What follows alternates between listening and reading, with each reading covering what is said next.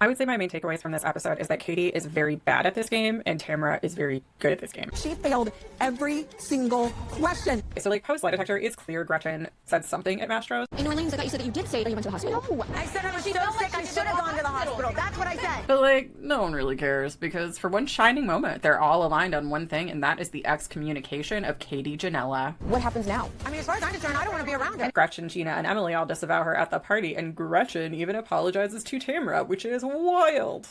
Thank you for getting to the bottom of it. Jen at least meets Katie for lunch, but not even a folder full of papers printed off the internet is enough to lure Jen away from the winning side.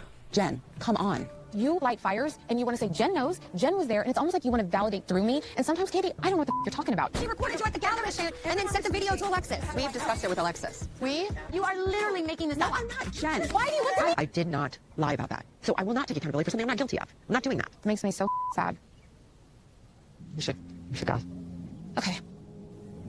And like part of the problem is Katie framing this Slade narrative in a way that makes Slade this puppet master who's trying to like arrange chess pieces to ensure Gretchen's success. It makes absolute sense that Slade would have called his dinner companions and been like, yo, can we not repeat what Gretchen said? Like, oh, well, can you maybe not? Like, that feels reasonable. Slade as a puppet master is not like reasonable. No one's gonna believe that. Slade Smiley, his name is Slade Smiley. He's not a thinker.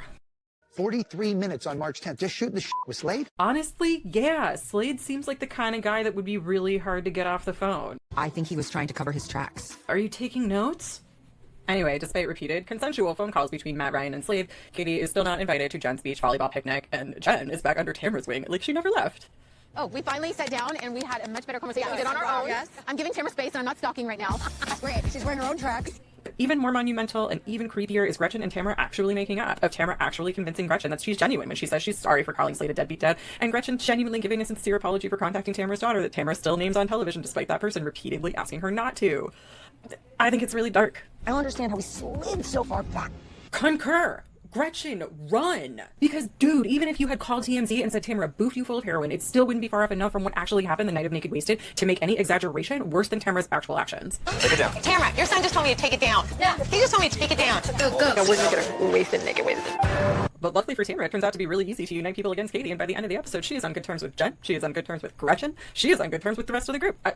It's horrifying, and it works. I'm gonna be the asshole of the group then. Well, not the whole group. Shannon is still skeptical, and which is, by the way, the correct way to be. If Jen and if Gretchen want to resolve multiple years of issues with Tamara in a 10-minute conversation and then skip along the beach like a 5-year-old, that's fine. I've been there. I've done the skipping off too. I'm not gonna do it anymore. $5 as they make out in the season finale. Do you think it'll last? I know it's not gonna last. Their relationship's like a gallon of milk. It's gonna go bad. It's got like a 2-week shelf life. That's it. That part. See you next week. Look at the bird. You're perfect like alignment. That's cool.